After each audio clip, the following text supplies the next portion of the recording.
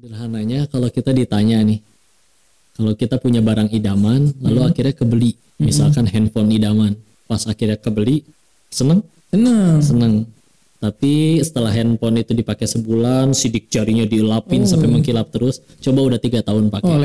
Lemparin juga biasa aja ya. Nah, jadi sesuatu yang datang, kesenangan yang datang dari hawa nafsu itu begitu.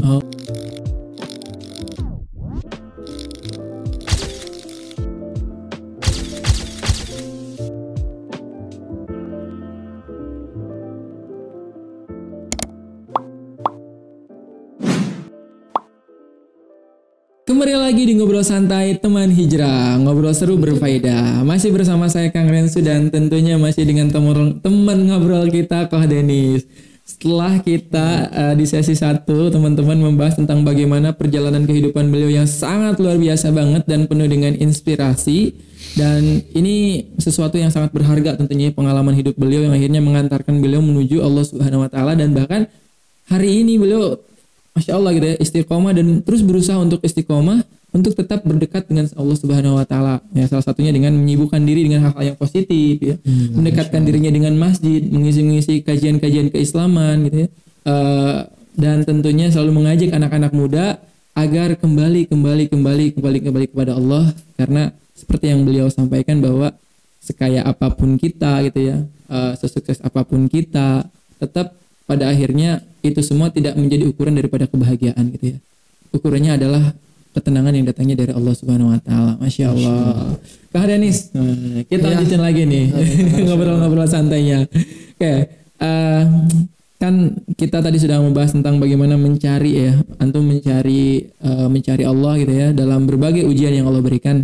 Terus sekarang nih gimana nih ceritanya sampai akhirnya gimana ya, terjun gitu ya, apa ya namanya, terjun atau terjebak bukan terjebak ya, yaitu kasih sayang Allah gitu ya, sama Allah dihadirkan hatinya, pikirannya, jasanya di tempat-tempat yang baik gitu ya, mengisi kajian gitu ya, kemudian ngajakin anak-anak muda kepada kebaikan. Itu gimana ceritanya dari yang tadinya mohon maaf seperti yang Kak Denis bilang ya, bandar judi gitu ya, sampai sekarang justru ngajak orang buat menjauhi judi gitu.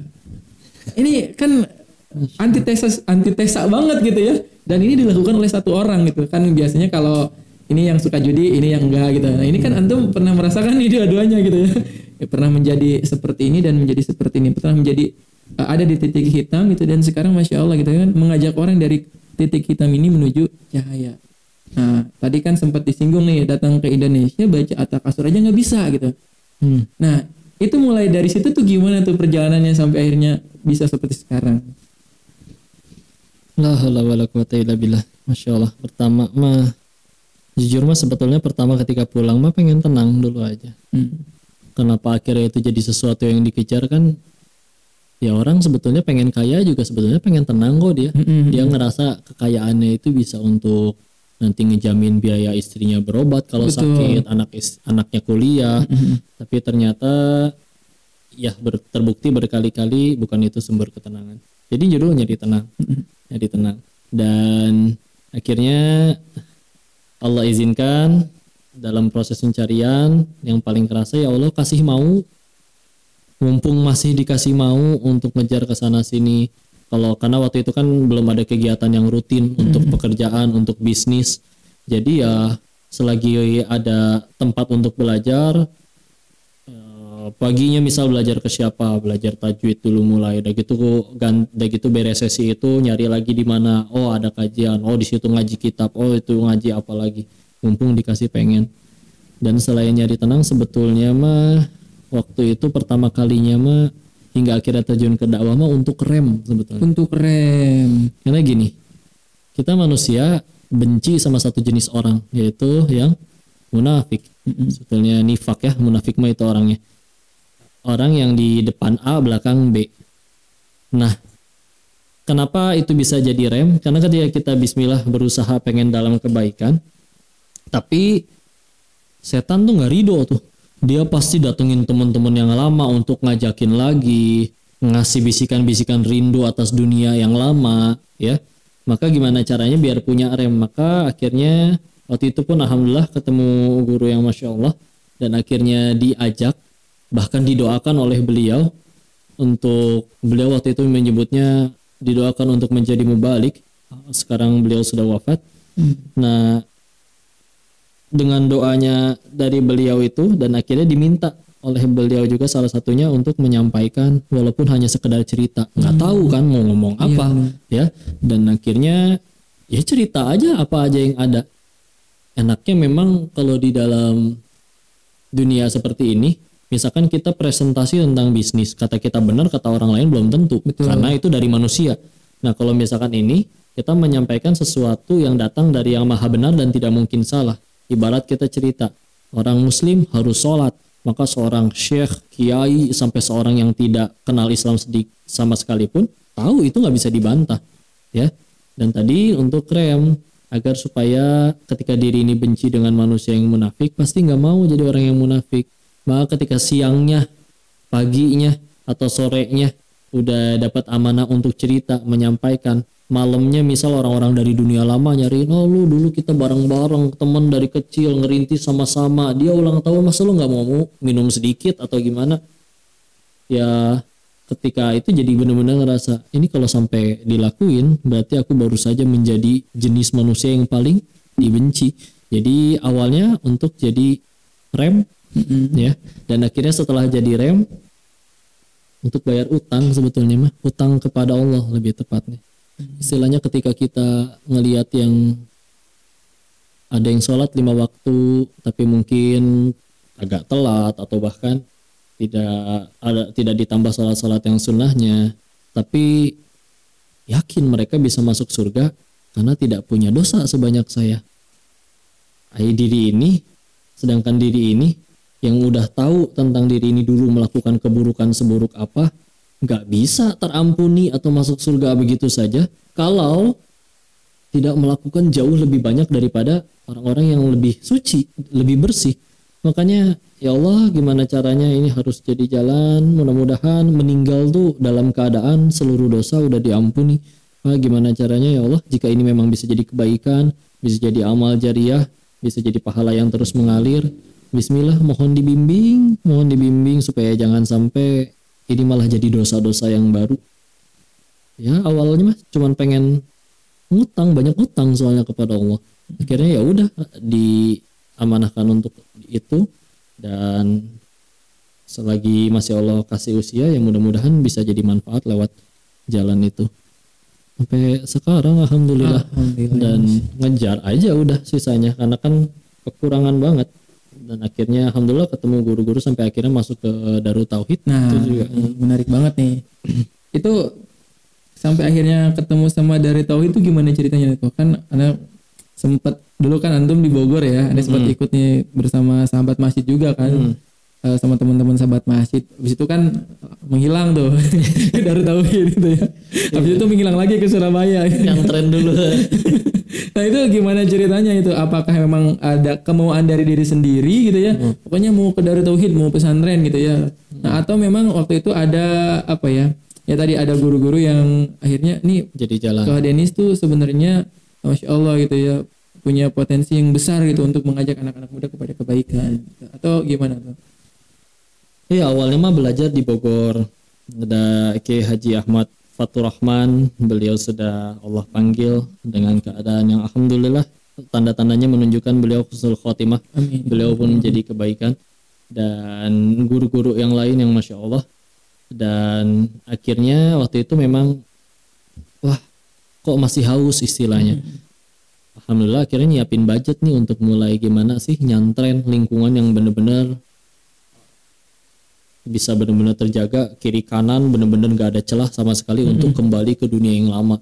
Istilahnya balik percuma, istilahnya kehidupan kita sebelum hijrah itu, kalau kehidupan kita sebelum hijrah itu udah jadi kehidupan yang baik atau kehidupan yang Allah ridho, gak akan kita kepikiran hijrah atau tobat. Kita bisa kepikiran hijrah atau tobat kan pasti karena tahu mau sampai kapan nih hidup kayak gini. Nah pemikiran kayak gitu kan gak akan muncul kalau memang itu udah jadi kehidupan yang baik. Maka gimana caranya mesti benar-benar ya loncat yang sampai udah gak bisa balik lagi istilahnya.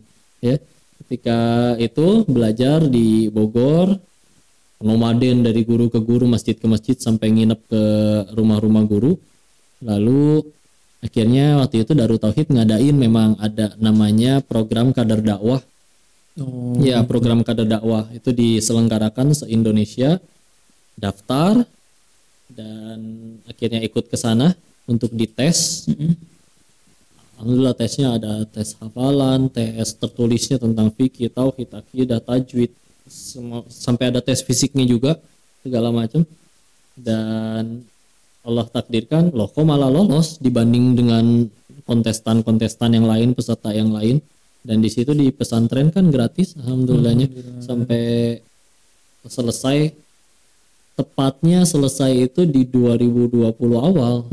Itu pulang dari Surabaya, karena itu berikut pesantrennya berikut sekaligus masa khidmat ke cabang-cabang Darut Tauhid yang di kota-kota lain. Memang paling banyaknya di Surabaya, walaupun sempat kemana-mana juga, ke Jambi, di cabang Bandung, Bogornya, dan juga di Bandungnya, dan di beberapa titik. Tapi memang paling lamanya waktu itu Surabaya baru buka, makanya dirintis dari awal di situ. Jadi masuk Darut Tauhid ada dari acara atau kegiatan yang itu aja, yang memang belum diadakan lagi sih sampai sekarang.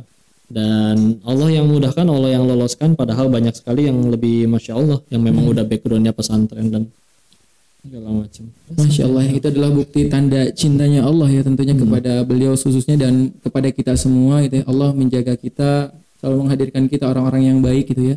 Nah, buat teman-teman semua yang hari ini ada di sekelilingnya adalah orang-orang yang baik, orang-orang yang mengingatkan kita kepada kebaikan, mengingatkan kita untuk tidak bermaksiat, maka itu adalah karunia yang sangat besar dari Allah gitu ya. Dan mungkin kalau berkaca atau belajar dari kisahnya Ko Denis ya, kita hari ini buat teman-teman yang mungkin usianya masih sangat muda gitu ya, kesempatan teman-teman untuk menjadi baik itu ya, insya Allah mudah-mudahan begitu besar gitu ya. Hanya tadi tinggal adanya kemauan gitu ya, dan jadikan apa ya, yang seperti beliau bilang tadi bahwa maksiat-maksiat mungkin yang dulu pernah kita lakukan itu sebagai apa namanya ya, sebagai tolak ukur untuk kita berakselerasi dalam amal-amal kita hari ini gitu ya. Ya jangan sampai misalnya kita sensus nih bertahun-tahun maksiat, masa hijrah baru setahun aja udah ngap-ngapan gitu ya. Udah nggak bersemangat gitu ya. Gitu, tapi ya, itu jadi kan ya bahasa kasarnya penebusan dosa kali ya. Iya, redemption. Waduh, berat banget ya itu. Jadi kan amal-amal kita hari ini minimal untuk menebus dosa-dosa kita yang telah lalu gitu ya. Mudah-mudahan tadi kita berharap, berdoa kepada Allah ya, kita diwafatkan dalam keadaan yang baik gitu ya, dalam lingkungan yang baik gitu ya, dalam aktivitas-aktivitas yang baik gitu ya. Dan mudah-mudahan dengan itu Allah ridho kepada kita dan kita juga ridho kepada Allah gitu tentunya, dan mudah-mudahan surga menjadi tempat yang terbaik ya, tempat berpulang kita insyaallah, mudah-mudahan. Nah, ini kita lanjutkan dulu sedikit ya. Masya Allah. Ini Masya Allah banget ya kali ini sih ya. Turun naik kehidupannya ya. Sampai akhirnya sekarang Masya Allah benar sesuai dengan namanya. Jadi emas yang diberkahi gitu ya. Li Chinfu gitu ya. Emas yang diberkahi, karena Masya Allah benar itu sangat berharga ya. Tidak ada yang jauh lebih berharga tentunya dibanding anak yang solih gitu ya. Anak yang senantiasa berbakti kepada orang tuanya, disebabkan gitu ya karena cintanya kepada Allah Subhanahu wa taala. Nah, itu adalah nikmat yang sangat luar biasa besar gitu ya, dan kebahagiaan terbesar mungkin bagi para orang tua hari ini adalah ketika ngelihat anak-anaknya tumbuh besar dalam keadaan dia solih dan taat dengan perintah-perintah Allah gitu. Dan itulah emas itu, bahkan kalau mau diistilahkan mungkin lebih dari itu gitu ya, diamond gitu atau apalah gitu ya, black diamond. Akhirnya tidak ternilai dengan ukuran dunia teman-teman gitu ya, kesalehan dan keimanan itu, karena hanya Allah yang tahu gitu.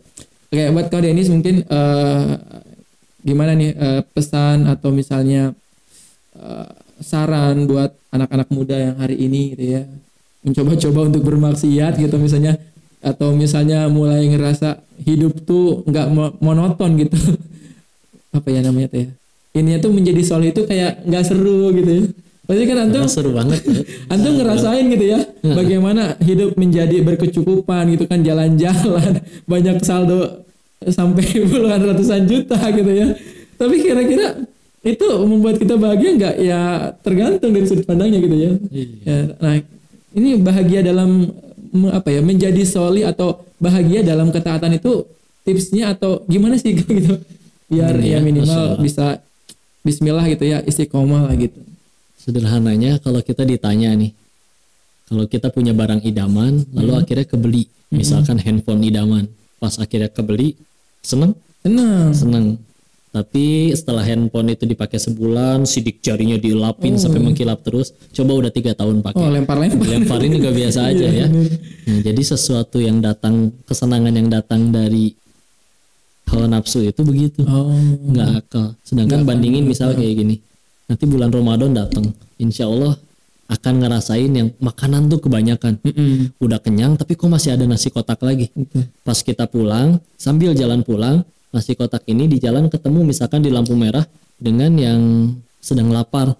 Lalu kita kasih, Pak ini punten ada sedikit, mohon diterima.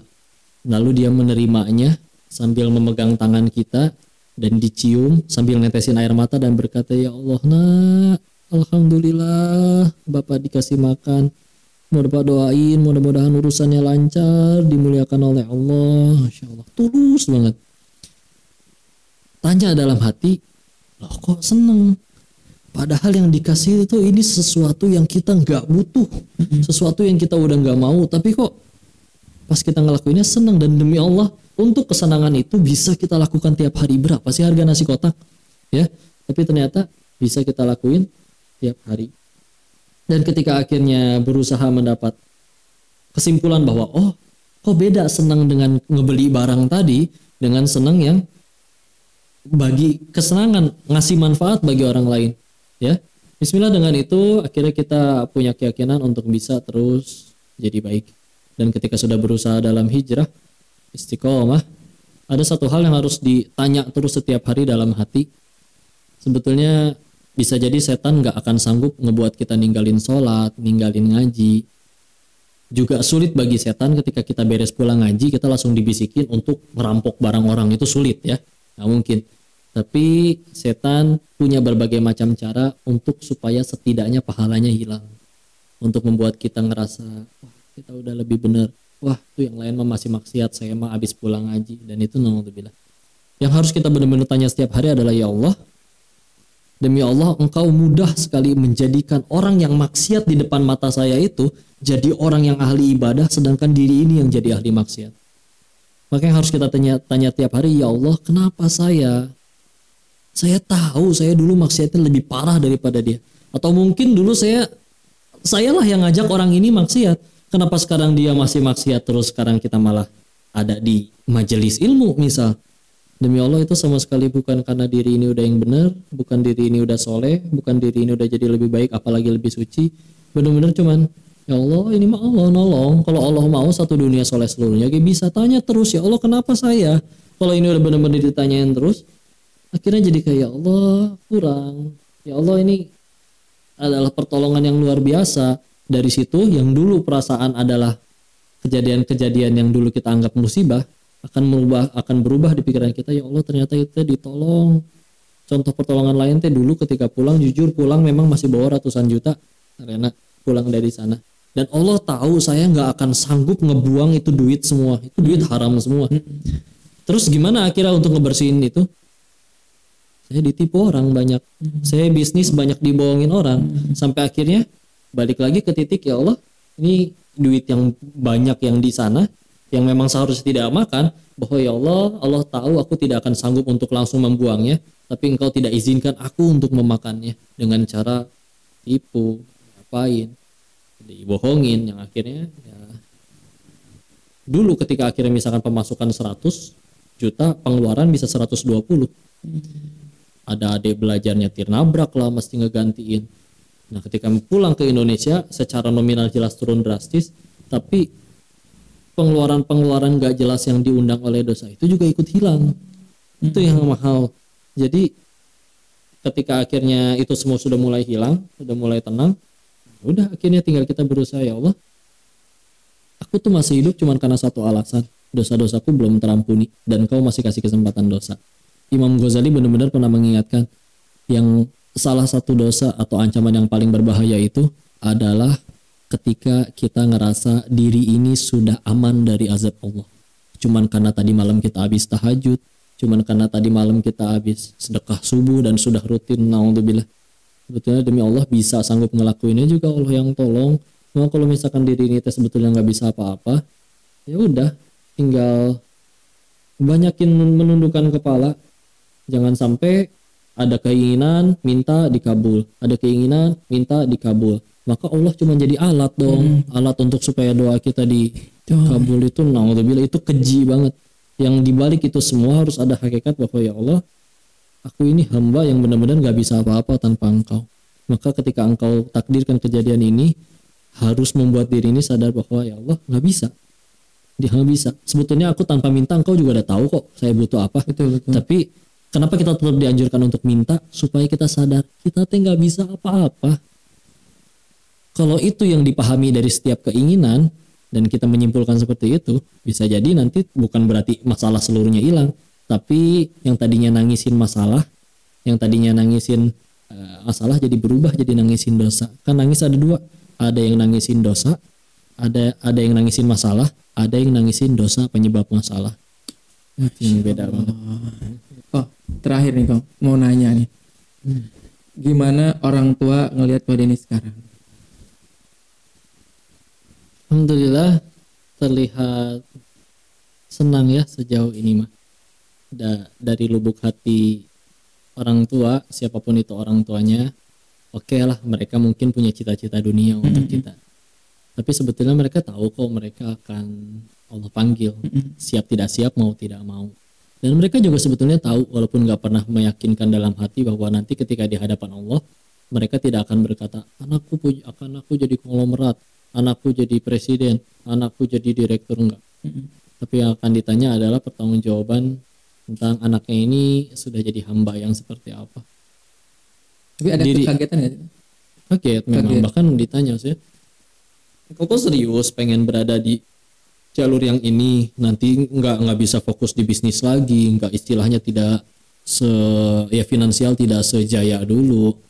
Tapi ketika menjawab Bismillah, udah siap dan mohon diizinkan, mohon diridhoi jika mungkin ya tidak bisa memberi sebanyak dulu, walaupun demi Allah mudah bagi Allah, toh ujung-ujungnya walaupun istilahnya nominal turun, tapi Allah yang maha kaya masih menyanggupi untuk bisa terus setiap bulan misalnya, ya tetap memberi. dari orang tua kan bukan nominalnya sebetulnya, yang penting mah diingat, didoain. Dan ketika kayak waktu itu pernah satu titik kita kumpul, ada keluarga, dan waktu itu lagi habis lebaran, jadi ada prosesi, ya kita minta maaf.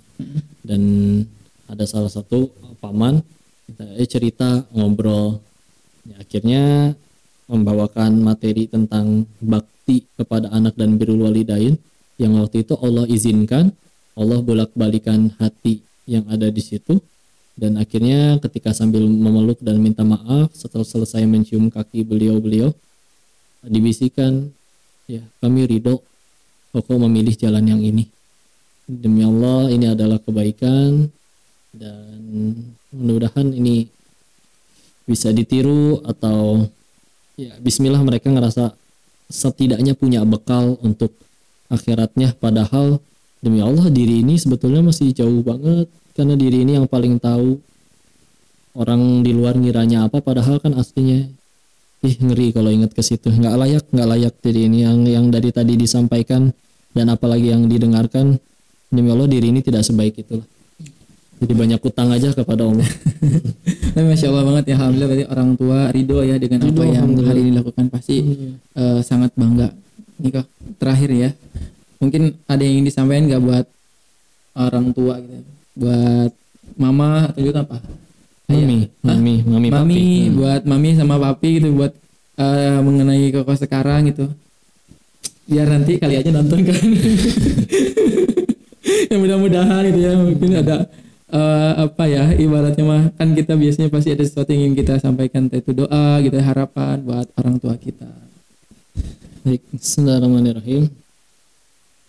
Assalamualaikum warahmatullahi wabarakatuh. Api, Mami, ini anakmu yang merasa diri ini masih belum berbakti dengan seharusnya kepada kalian berdua, mungkin juga belum bisa memenuhi segala ekspektasi sesuai dengan yang diharapkan. Tapi bismillah, demi Allah yang Dennis tahu, ini adalah satu-satunya cara terbaik untuk ngebalas jasa kalian berdua. Mudah-mudahan Allah ridho sama yang kau lakuin. Mudah-mudahan kalian berdua juga terus ridho. Mohon doanya, nggak bisa apa-apa kalau nggak didoain kalian. Dan kalau misalkan ini benar-benar ridho dan jadi kebaikan, mohonkan kepada Allah semoga ini diterima dan benar-benar bisa memuliakan kalian nanti di hari akhir. Walaupun jujur, siapalah diri ini sampai bisa ngerasa kalian layak bisa ngajak keluarganya ke surga, padahal diri ininya sendiri pun sangat tidak layak masuk surga. Makanya mohon doa dan mohon ridho, mohon ampunan ini dari anakmu yang begitu banyak kesalahan. Jika ada kesalahan mohon dimaafkan dan izinkan menjadi bakti bagi kalian dengan cara ini.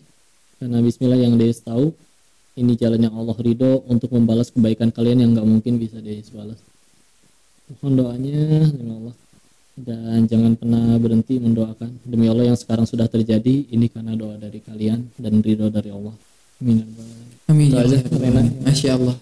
Luar biasa sekali teman-teman, kisah dari teman ngobrol kita hari ini, Koh Denis Lim ya, penuh dengan inspiratif dan tentunya ini menjadi satu pelajaran tentunya buat kita semua gitu ya, tentang bagaimana kehidupan kita di dunia ini gitu, bahwa semuanya juga akan kembali kepada Allah. Lantas apa yang sudah kita siapkan tatkala kita menghadap Allah, persaksian apa yang akan kita saksikan di hadapan Allah gitu ya. Apakah dengan persaksian-persaksian yang baik selama kita hidup di dunia, atau justru dengan persaksian-persaksian yang mohon maaf gitu ya, kehidupan kita diisi dengan hanya kemaksiatan gitu ya, dosa dan lain sebagainya yang sekiranya itu membuat Allah murka kepada kita.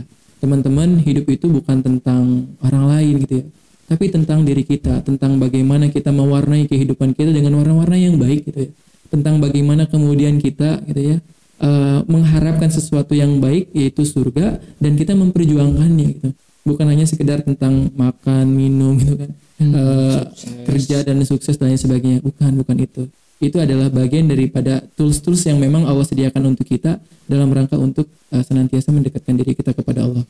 Karena satu poin yang ingin saya kutip terakhir ya dari Koh Denis, kita itu tidak ada apa-apanya di hadapan Allah. Kita itu nothing tanpa Allah. Bahkan semua kebaikan-kebaikan kita hari ini itu bukan karena kita gitu ya. Kesuksesan-kesuksesan kita hari ini itu bukan karena kita, itu semuanya karena Allah. Kita bukan apa-apa tanpa Allah. Barakallahu fikum. Pada ini terima kasih banyak, Masya Allah sudah berbagi. Teman-teman terima kasih banyak, dan terus saksikan Ngobrol Santai bersama Teman Hijrah. Insya Allah akan hadir lagi nanti di YouTube Teman Hijrah. Pastikan teman-teman subscribe dan nyalakan loncengnya agar teman-teman bisa mendapatkan informasi. Kenapa suara saya jadi pelan gini? Oke. Masya Allah ya. Jazakallah buat semuanya. Masya Allah. Kita cukupkan dulu untuk sesi kali ini. Assalamualaikum warahmatullahi wabarakatuh. Waalaikumsalam.